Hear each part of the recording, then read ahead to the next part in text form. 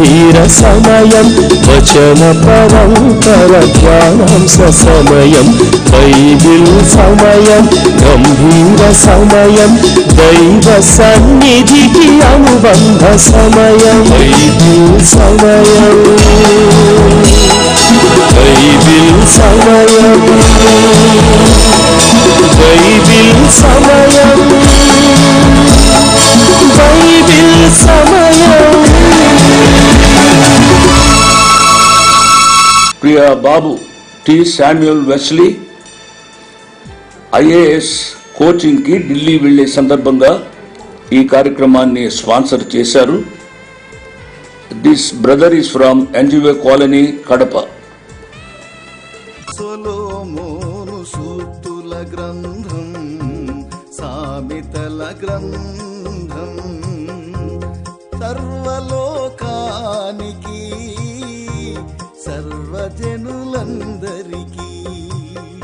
సరళమైన గ్రంథము సందేశమిచ్చు ఈ గ్రంథం సొలొమోను సూక్తుల గ్రంథం సామెతల గ్రంథం.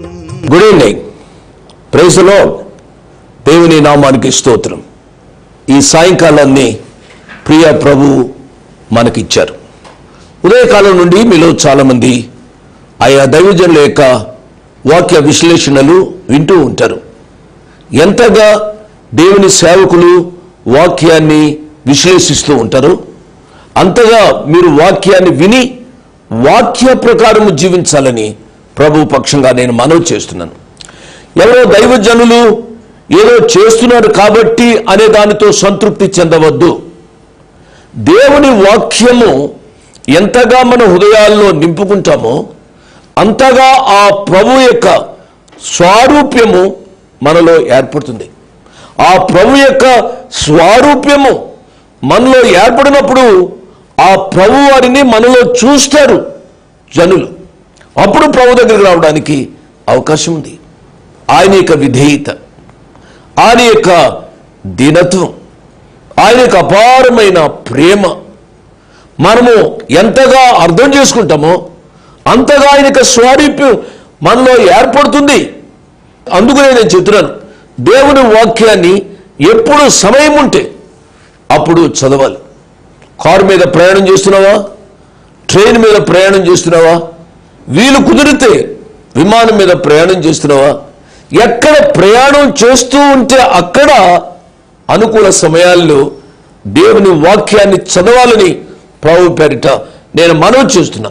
నీ లగేజీలో ఒక బైబిల్ పెట్టుకో. సమయం ఉన్నప్పుడల్లా దేవుని వాక్యాన్ని చదివితే దేవుని యొక్క గుణలక్షణాలు మనలో సంతరించుకోవడానికి అవకాశం ఉంటుంది అనే విషయాన్ని జ్ఞాపకం చేస్తున్నాను. ఇంట్లో యవ్వన బిడ్డలు ఈ రీతిగా ఉన్నారు. మాట వింటున్నారా? బాగా చదువుకుంటున్నారా? ఒకవేళ వివాహాలైతే తల్లిదండ్రులను చూస్తూ ఉన్నారా? వృద్ధులైన తల్లిదండ్రులను గౌరవిస్తూ ప్రేమగా చూసుకోవాలి. నా ప్రియ బిడ్డలారా, జన్మనిచ్చిన తల్లిని తండ్రిని సన్మానించాలి. అదే రీతిగా పాప వాళ్ళ యొక్క తల్లిదండ్రులను కూడా సన్మానించాలి అని నేను మనవి చేస్తున్నాను. కొంతమంది ఆడబిడ్డల యొక్క వివాహాలు అయిన తరువాత కృంగిపోతున్నారు. నాకు పెండ్లైన మొదటి దినాల్లో భర్త బాగానే చూచేవాడండి, తదుపరి వాళ్ళ అమ్మ మాట జవదాటడు, నన్ను అసలు చూడడు, నాతో మాట్లాడడు, ఇంటికి వస్తాడు, ఎక్కడో రూమ్లోకి వెళ్తాడు, అంతే, మరలా బయటకు రాడు. వాళ్ళ అమ్మ పిలిస్తేనే భోజనానికి వస్తాడు, నేను పిలిస్తే రాడు. ఈ రీతిగా అనేక మంది అనేక ఫిర్యాదులు చేస్తూ ఉంటారు.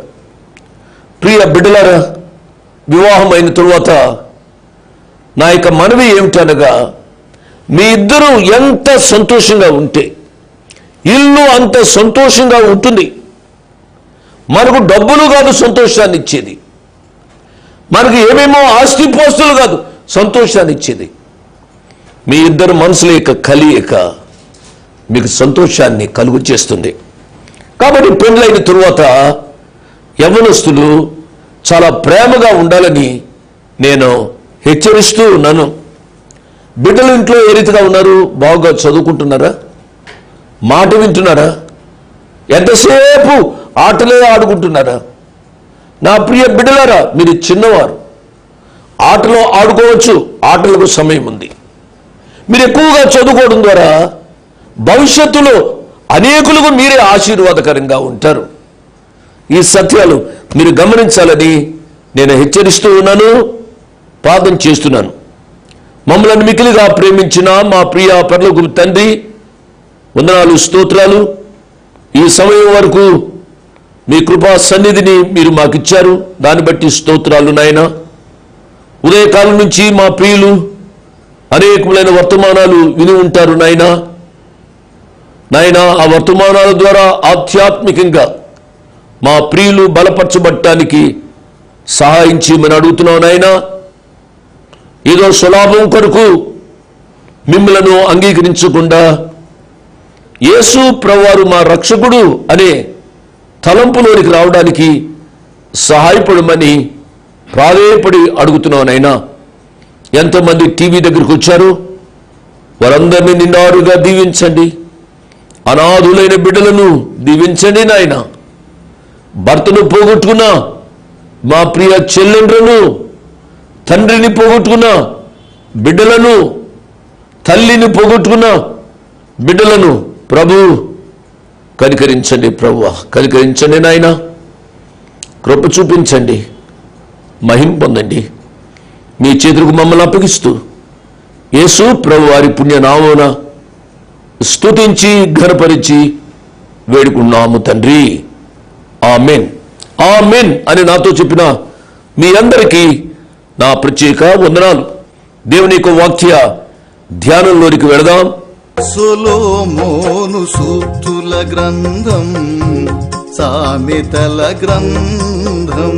అన్ని విషయాలలో ఘనమైన ఈ వివాహ వ్యవస్థను చాలా జాగ్రత్తగా చూడాలని ప్రత్యేకంగా మనవి చేస్తున్నాను.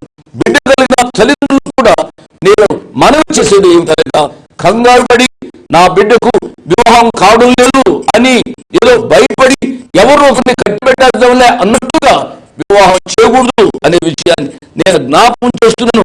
ఏమంటున్నాడు ఈ జ్ఞానైన సొలొమోను? యవ్వనులకు తెలివియు వివేచనయు పుట్టించుటకు తగిన సామెతలు. కాబట్టి సామెతల గ్రంథాన్ని యవ్వనస్తులు బాగుగా చదువుతూ ఉండాలి. ఒక మీటింగ్ లో డాక్టర్ బిల్లీ గ్రహం గారు మాట్లాడడం నేను విన్నాను. ఏమన్నారు అని అంటే, ప్రతిరోజు నేను దేవుని యొక్క వాక్యాన్ని చదువుతాను. దేవుని యొక్క వాక్యాన్ని నా యొక్క దినపాఠ్య ప్రకారము చదవడానికి ముందుగా నేను సామెతల గ్రంథంలో ఒక అధ్యాయాన్నైనా చదువుతాను అని అన్నారు. కాబట్టి సామెతల గ్రంథాన్ని ఎంతగా మనం చదువుతామో, ఎంతగా మనం ధ్యానిస్తామో అంత చక్కగా జీవించడానికి అవకాశం ఉంది అనే సత్యాన్ని మనము అర్థం చేసుకోవాలి. సామెతల గ్రంథం 1వ అధ్యాయము 5వ వచనాన్ని చదువుతున్నాను. జ్ఞానము గలవాడు విని పాండిత్యము వృద్ధి చేసుకునను, వివేకము గలవాడు ఆలకించి నీతి సూత్రములను సంపాదించుకునను. దేవునికి వాక్యం ఏం సెలవిస్తుంది? వినుటకు వేగిరపడాలి, తొందరగా మాట్లాడకూడదు. నీకు నోరుంది కదా అని ఇష్టానుసారంగా మాట్లాడితే చాలా నష్టాన్ని కొని తెచ్చుకుంటాం. ముందుగా మాట్లాడేస్తాము, తదుపరి ఆలోచిస్తాము. కానీ దేవునికి వాక్యం సెలవిచ్చేది ఏమిటి అనగా, జ్ఞానముగా వాడు వింటాడు. ముందు వినుట వలన పాండిత్యము వృద్ధి చేసుకుంటాడని దేవుని యొక్క వాక్యం సెలవిస్తుంది. ఈ రాత్రి వాక్యాన్ని వింటున్నా నా ప్రియ బిడ్డలు, దేవుని యొక్క వాక్యాన్ని వినడానికి మీరు తీర్మానం చేసుకోవాలి. అవును, పలానా సేవకుడు వాక్యాన్ని చెప్తాడు. వాక్యాన్ని సద్విమర్శ చేసేదానికంటే ఇది నాలో దుర్విమర్శన ఎక్కువగా చెప్తున్నా. వాక్యాన్ని విమర్శించడం it is none of your business. దేవుని వాక్యాన్ని విను. వినడంలో శ్రేష్టమైన దానిని నువ్వు తీసుకోవడం ద్వారా నీ యొక్క పాండిత్యము అభివృద్ధి అవుతుంది అనే సత్యాన్ని నేను జ్ఞాపకం చేస్తున్నాను. ఇంకేమంటున్నాడు? వివేకము గలవాడు ఆలకించి నీతి సూత్రములను సంపాదించుకొనును. దేవుని వాక్యాన్ని ఎంతగా ఆలకిస్తామో, ఆలకించే వాణిని పరిశుద్ధాత్మదేవుడు ఏమన్నాడు అనగా, వివేకము గలవాడు జ్ఞాని. ఆ జ్ఞాని దేవుని వాక్యాన్ని ఆలకించి నీతి సూత్రాలను నేర్చుకుంటాడు. నీతి సూత్రాల ప్రకారం జీవించడానికి అతను ప్రయత్నం చేశాడు. తద్వారా అతడు అనేకులకు ప్రయోజనకారిగా మారతాడు అనే విషయాన్ని జ్ఞాపకం చేస్తూ ఉన్నాను. వచనం, వీటి చేత సామెతలను, భావసూచక విషయములను, జ్ఞానుల మాటలను, వారు చెప్పిన గూఢవాక్యములను జనులు గ్రహించరు. జ్ఞానముతో మాట్లాడినట్లయితే అతడు ఏమి మాట్లాడినప్పుడు కూడా ప్రయోజనకరంగా మాట్లాడతాడు. కాబట్టి జనులు గ్రహించి మేలు పొందుతాడు అనే విషయాన్ని జ్ఞాపకం చేస్తున్నాను. మన యొక్క మాటలు ఇతరులకు హానికరంగా ఉండకూడదు. మన మాటలు ఇతరులకు క్షేమాభివృద్ధికరంగా ఉండడానికి మనం ప్రయత్నం చేయాలి. ఆర్థిక మాట్లాడడానికి మనం తీర్మానం చేసుకోవాలి. కొంతమంది మాట్లాడుతుంటే ఉంటుంది, ఆ రీతిగా మాట్లాడడానికి వీల్లేదు. ఎందుచేతనగా నెమ్మది కలిగించే మాటలు, ఊరట కలిగించే మాటలు మాట్లాడాలి. కొంతమంది మాట్లాడతారు, కీర్తన గ్రంథంలో మనం చూస్తాం, వారు కత్తిపోటు వంటి మాటలు మాట్లాడతారు. మంగలి కత్తి కంటే వాడిగలిగిన మాటలు మాట్లాడతారు అని దేవుని వాక్యం ఎప్పుడో అది లిఖించబడింది. కాబట్టి జ్ఞానము కలిగి మాట్లాడాలి అని దేవుని యొక్క వాక్యం సెలవిస్తోంది. వచనం, యెహోవా యందు భయభక్తులు కలిగి ఉండుట తెలివికి మూలం. విన్నారు కదా, యెహోవా యందు భయము కలిగి ఉండుట తెలివికి మూలం అనలే. యెహోవా యందు భక్తి కలిగి ఉండుట తెలివికి మూలం అనలే. యెహోవా యందు భయభక్తులు కలిగి ఉండుట తెలివికి మూలం. అవును, దేవుని యందు భయం ఉండాలి, దేవుని యందు భక్తి ఉండాలి, భయభక్తులు మిళితమై ఉండాలి. భయభక్తులు కలిగి ఉంటే తెలివి కలిగిన మాటలు మాట్లాడడానికి అవకాశం ఉంది. అందుకనే కీర్తనాకారుడు 128వ కీర్తనలో ఈ రీతిగా రాశాడు, యెహోవా యందు భయభక్తులు కలిగి ఆయన త్రోవల యందు నడుచు వారందరూ ధన్యులు. యెహోవా యందు భయభక్తులు కలిగి ఉంటే ధన్యకరమైన జీవితాన్ని జీవిస్తాడు. నిశ్చయముగా నీవు నీ చేతుల కష్టార్జితము అనుభవిస్తావు అని దేవుని యొక్క వాక్యం సెలవిస్తుంది. కొంతమంది ఎంతో కష్టపడతారు, కానీ వారి జీవితాల్లో దానిని అనుభవించరు. కొంతమంది నాతో మాట్లాడుతూ, అన్న ఎంతో సంపాదిస్తాము కానీ నెలాఖరుకు వచ్చేటప్పటికి చేతిలో చిల్లి గవ ఉండదు అంటూ ఉంటారు. ఎందుచేత ఇటువంటి దుస్థితి ఎందుచేత కలిగిందో ఎన్నడైనా ఆలోచించావా? దేవుని యొక్క వాక్యం సెలవిచ్చేది ఏమిటనగా, యెహోవా యందు భయభక్తులు కలిగి ఆయన త్రోవలలో నడుచుంటే నిశ్చయముగా నీవు నీ చేతుల కష్టార్జితము అనుభవిస్తావు. అంత మాత్రమే కాదు, నీ లోగిట నీ భార్య ఫలించు ద్రాక్షవల్లి వలె ఉంటుంది. అంత మాత్రమే కాదు, నీ భోజనపు బల్ల చుట్టూ నీ బిడ్డలు ఒలీవ మొక్కల వలె ఉంటారు. యెహోవా యందు భయభక్తులు కలిగి ఉండడానికి రాత్రి తీర్మానం చేసుకుందాం. యెహోవా యందు భయభక్తులు కలిగి ఉండడం అనేది తెలివికి మూలము అని దేవుని యొక్క వాక్యం సెలవిస్తుంది.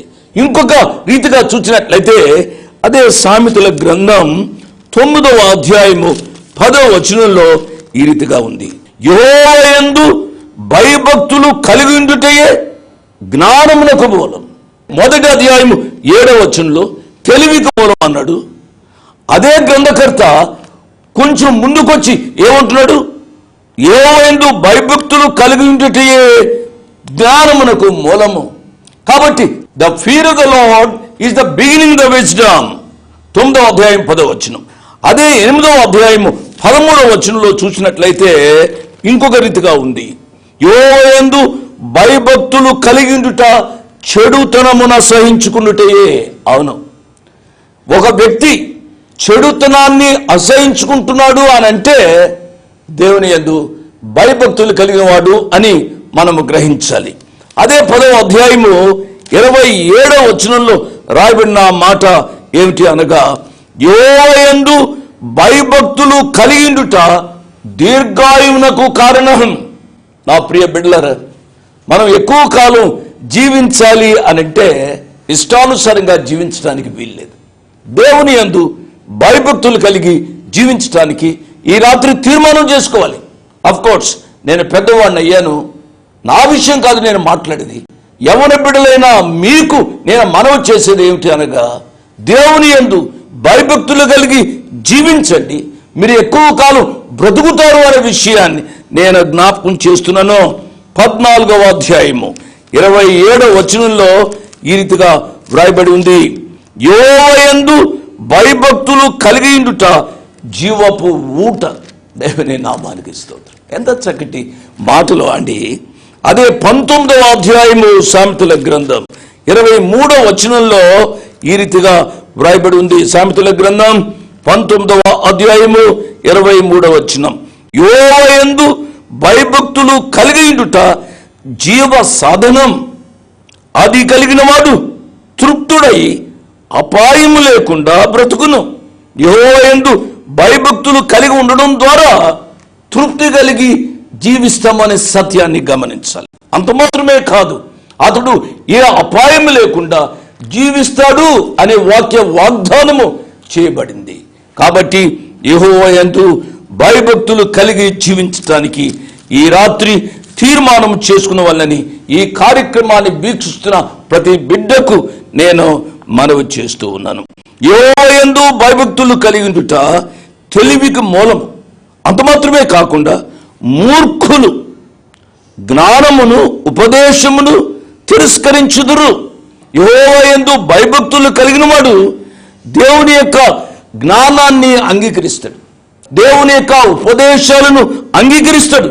కానీ మూర్ఖులు దేవుని యొక్క జ్ఞానాన్ని తిరస్కరిస్తారు, దేవుని యొక్క ఉపదేశాలను తిరస్కరిస్తారు అని వాక్యము చెబుతుంది.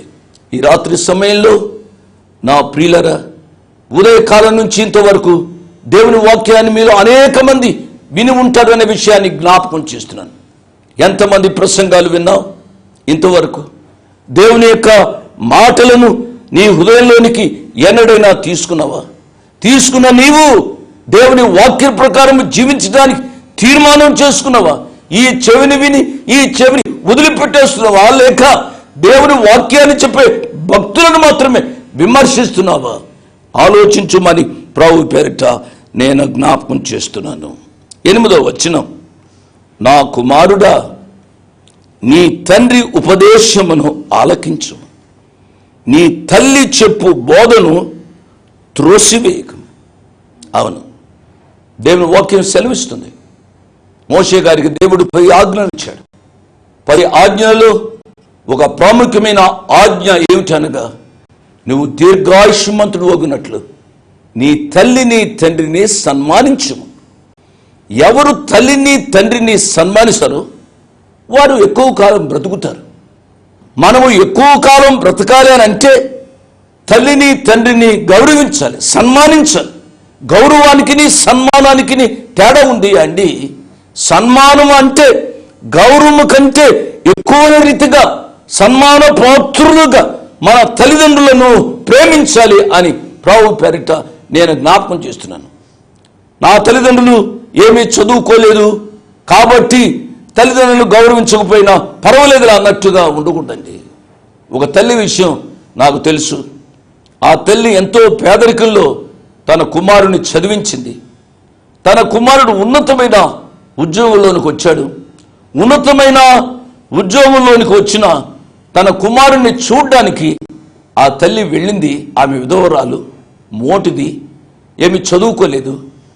ఒక రోజున ఆ తల్లి ఆ మొదటి గదిలోంచి అలా వెళుతూ ఉండగా, అతను పెద్ద ఉద్యోగి కాబట్టి చాలా మంది అతన్ని కలుసుకోవడానికి వచ్చారు. అందులో ఒక ఆయన అలా వెళుతున్న ఆమె, ఎవరండి అని అంటే, నా తల్లి, నాకు జన్మనిచ్చిన తల్లి అని చెప్పడానికి బదులుగా అతడు ఏమన్నాడంటో తెలుసా? అతను మా ఇంట్లో పని మనిషి అన్నట్ట. ఆ మాట చెవిని పడింది, ఆమె మంచాన్ని పడింది, చనిపోయింది. నా ప్రియ ఎవరిని బిడ్డలారా, నీకు జన్మనిచ్చిన నీ తల్లిని తండ్రిని సన్మానించాలి, నీ తండ్రి ఉపదేశాన్ని ఆలకించాలి, నీ తల్లి చెప్పిన బోధను త్రోసివేయకుండా పాటించాలి. తల్లిని తండ్రిని ఎవరైతే గౌరవించారో వారి గూర్చి రాయబడిన మాట ఏమిటి అనగా, అట్టివాని కన్నులు లోయ కాకులు పీకును, పక్షిరాజు పిల్లలు వారి యొక్క శరీరాన్ని తింటాయి అని దేవుని యొక్క వాక్యము సెలవిస్తుంది. ఎంత వార్నింగ్ అండి! ఈ రాత్రి సమయంలో బిడ్డలు తల్లిని తండ్రిని సన్మానించడానికి తీర్మానం చేసుకోవాలి. 9వ వచనం, అవి నీ తలకు సొగసైన మాలికయు నీ కంఠమునకు హారములైండును. ఎవరైతే తల్లిదండ్రుల యొక్క మాటను వింటారో అట్టి వారి యొక్క జీవితాల్లోని శిరస్సుకు అవి సొగసైన మాలికగా, కంఠములోని హారాలుగా ఉంటాయి అనే విషయాన్ని జ్ఞాపకం చేసుకోవాలి. 10వ వచనం, నా కుమారుడా, పాపులు నిన్ను ప్రేరేపింపగా ఒప్పకము. అవును, యవనస్తుల యొక్క జీవితాలలో ఈనాడు పాడవడానికి ఒక బలమైన కారణం ఏమిటనగా స్నేహాలు చేయడంలో చాలా దీర్ఘంగా ఆలోచించాలి. స్నేహాలు చేయవద్దు అని నేను చెప్పడంలే. ఒక సామెత ఉంది, a friend in need is a friend indeed. అనగా కొద్దిమంది స్నేహితులు నిన్ను వాడుకుంటారు, కానీ నీకు అవసరం వచ్చినప్పుడు ఆ స్నేహితులు నిన్ను ఆదుకోరు. నీ అవసరంలో నిన్ను ఆదుకునేవాడే నీకు నిజమైన స్నేహితుడు. నా కుమారుడా, దుష్ట స్నేహితులు, పాపములో జీవిస్తున్నవారు నిన్ను ప్రేరేపింపగా ఒప్పుకోవద్దు. విను, జాగ్రత్తగా విను. ఆ యొక్క పొతీఫరు భార్య యవనస్తుడైన యోసేపును ప్రేరేపించింది. నా భర్త ఇంట్లో లేడు, అది ఎక్కడికో వెళ్ళాడు, ఎప్పుడో వస్తాడు అని ఏమేమో ఇచ్చకము మాటలు చెప్పి యవనస్తుడైన యోసేపును వశపరుచుకోవాలని ఆశపడింది. పాపి నిన్ను ప్రేరేపించగా ఒప్పుకోవద్దు అని దేవుని యొక్క వాక్యం సెలవిస్తుంది. ఎంతోమంది యవ్వన ఆడబిడ్డలు మగవారి యొక్క జీవితాలలో బలి అయిపోతున్నారు. ఆలోచించాలి. ఒక పాప నా దగ్గరికి వచ్చింది. నేను పదే చెప్తూ ఉంటాను, నా ఆడబిడ్డలారా జాగ్రత్తగా ఆలకించండి, ఆలోచించండి. ఆ బిడ్డ వచ్చి, అంకుల్, నా తల్లిదండ్రులు పేదవారు, నన్నెంతో కష్టపడి ఇంజనీరింగ్ చదివించారు, ఇంజనీరింగ్ విద్య ముగించాను, ఉద్యోగం కొరకై హైదరాబాద్కు వచ్చాను, హైదరాబాద్లో ఒక కంపెనీలో పనిచేస్తున్నాను. ఒక కంపెనీలో పనిచేస్తూ ఉండగా ఒక అబ్బాయితో స్నేహం ఏర్పడింది. ఆ స్నేహం ముదిరింది. ఆ అబ్బాయితో పాపం చేశాను. తరువాత తెలిసింది ఆ అబ్బాయికి ఎయిడ్స్ ఉందని తెలిసి నేను చలించిపోయాను. నేను హాస్పిటల్కి వెళ్ళి పరీక్షించుకున్నాను. బోరున ఏడుస్తూ ఉంది. నా ప్రియ బిడ్డలరా, యవ్వనస్తులు జాగ్రత్తగా ఆలకించాలి. దుష్టులు నిన్ను ప్రేరేపించగా ఒప్పుకోవద్దు అని దేవుని యొక్క వాక్యం సెలవిస్తుంది. నిర్దోషి అయిన ఒకరి పట్టుకున్నటకు దాగియుందము, పాతాళము మనుషులను మృంగివేయనట్లు వారిని జీవంతోనే మృంగివేయదము, సమాధిలోనికి దిగువారు మృంగబడినట్లు వారు పూర్ణ బలముతో ఉండగా మనము వారిని మృంగివేయదము రమ్ము అని వారు చెప్పినప్పుడు ఒప్పకము. ఎంత క్రిస్టల్ క్లియర్గా ఈ జ్ఞాని అయిన సొలొమోను రాస్తూ ఉన్నాడు. దుష్ట సాంగత్యము మంచి నడవడికను చెరుపును అని దేవుని యొక్క వాక్యం సెలవిస్తుంది. ఈ రాత్రి నా యొక్క భారం ఏమిటనగా, నా ప్రియ యవ్వన బిడ్డలారా, మీ తల్లిదండ్రులను సన్మానించండి. మీ తల్లిదండ్రులు విద్య లేని పామరులైనా, మీ తల్లిదండ్రులు ఉన్నతమైన కుటుంబంలో ఉన్నప్పటికీ కూడా, ఏది ఏమైనప్పుడు కూడా తల్లిదండ్రులను సన్మానించడం మీకు ఆశీర్వాదకరం అనే విషయాన్ని జ్ఞాపకం చేస్తున్నాను. ఒక సందర్భంలో పాపులు నిన్ను ప్రేరేపించి తల్లిదండ్రులకు దూరం చేయాలని ప్రయత్నం చేసిన ఒప్పకుము అని దేవుని యొక్క వాక్యం ఈ రాత్రి మిమ్మల్ని హెచ్చరిస్తోంది. పాతాళము మనుషులను మృంగివేయినట్లు మిమ్మల్ని సాతానుడు మృంగివేస్తాడు. ఈ రాత్రి హెచ్చరికను మీరు అర్థం చేసుకునే వాళ్ళని ప్రభు పేరిట నేను జ్ఞాపకం చేస్తున్నాను. పలు విధములైన మంచి సొత్తులు మనకు దొరుకును. మన ఇండ్లను దోపుడు సొమ్ముతో నింపుకొందము. నీవు మాతో పాలివాడవై ఉండును, మన అందరికి నీ సంచి ఒక్కటే ఉండును అని వారు నీతో చెప్పుదురు. కొన్ని సందర్భాలలో మనం వింటూ ఉంటాం. కొంతమంది తల్లులు నాకు ఫోన్ చేసి చెప్తూ ఉంటారు, అన్నా అని బోరును ఏడుస్తూ ఉంటారు. ఏమిటమ్మా అంటే, నాకు ఒక్కగాని ఒక కొడుక అన్న, వాడు దొంగతనం నేర్చుకున్నాడు, వాడు పాడైపోయాడు, ఎక్కడికి వెళ్ళిపోయాడు, ఫోన్ చేయడు. ఈ మధ్యనే నేను తెలుసుకున్నాను, దొంగల ముఠాలో చేరాడు, వాడు పట్టబడ్డాడు, ఇష్టానుసారంగా వారు కొట్టారట, ఎక్కడ జైలు పాలయ్యాడో తెలియదన్నా. దయచేసి నాకు ఒకగాని ఒక కుమారుని కొరకై ప్రార్థించే. ఆ తల్లి ప్రేమ, ఆ తల్లి చెడిపోయిన దొంగతనంలో పట్టబడిన కుమారుని కొరకు ఎదురు చూస్తున్న ప్రేమ, తల్లి ప్రేమ, తల్లిని మించిన ప్రేమ ఈ రాత్రి యేసయ్య ప్రేమ. యేసయ్య ప్రేమను ఈ రాత్రి అర్థం చేసుకుని ఆ ప్రభు పాదాల దగ్గరకు రమ్మని ప్రభు పేరట నేను జ్ఞాపకం చేస్తున్నాను. నేను ముగిస్తున్నాను. 15వ వచనం, నా కుమారుడా, నీవు వారి మార్గమున పోకము, అది చెడు మార్గం, అది పాపము మార్గం, నిన్ను నిత్య నాశనానికి తీసుకుని వెళ్ళే నరక మార్గం. ఆ మార్గమున పోకము, వారి త్రోవలు యందు నడవకుండా నీ పాదము వెనుకకు తీసుకును. ఈ రాత్రి ఉన్న పాటున ఉన్న చోటున ఆ పాపపు బాట నుంచి నీ పాదమును తీసుకుని నీ పాదాన్ని ప్రభు వైపు నడిపించమని ప్రభు పేరిట నేను హెచ్చరిస్తూ ముగిస్తున్నాను. ఎంతోమంది యవ్వన బిడ్డలు ఈ కార్యక్రమాన్ని వీక్షిస్తూ ఉన్నారు. నా ప్రియ యవ్వన బిడ్డలారా, మీరు కావాలి ప్రభువుకు. ఈ రాత్రి మీ హృదయాలను ప్రభుకిచ్చి ప్రభు వారికి చేతిలో బలంగా వాడబడినట్లు తీర్మానం చేసుకునే వాళ్ళని మనవి చేస్తూ ముగిస్తున్నాను. అట్టి కృపా తీర్మానం వాక్యమైన ప్రతి బిడ్డకు ఆ పరిశుద్ధాత్మ దేవుడే అనుగ్రహించును గాక. ఆమేన్. My address 1-1-214/2, flat number 505506. 1-1-214/2, flat number 505506. Prithvi Apartments Extension, Gate Nagar, Chikkadpalli, Hyderabad 20. దేవుడు మిమ్మల్ని నిండారుగా దీవించును గాక. ఆమేన్.